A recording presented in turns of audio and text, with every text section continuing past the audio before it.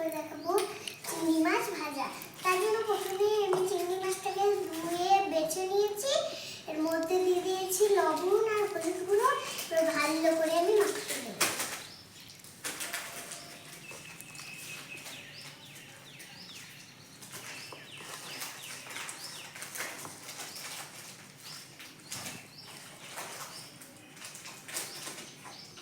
তেল গরম হয়ে গেছে, এবার আমি দিয়ে দেবো চিংড়ি মাছগুলো।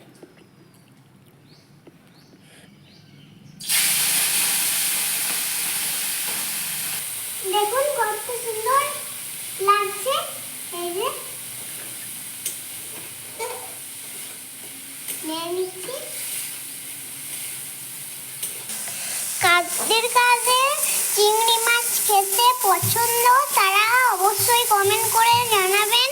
আমার তো চিংড়ি মাছ দারুণ লাগে। তো আমাদের চিংড়ি মাছ ভাজা হয়ে গেছে, এবার আমি নামিয়ে নেব।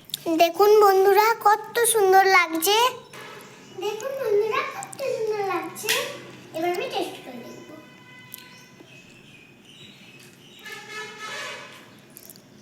দারুণ লাগছে বন্ধুরা, সুপার। যদি ভিডিওটা ভালো লাগে থাকে লাইক সাবস্ক্রাইব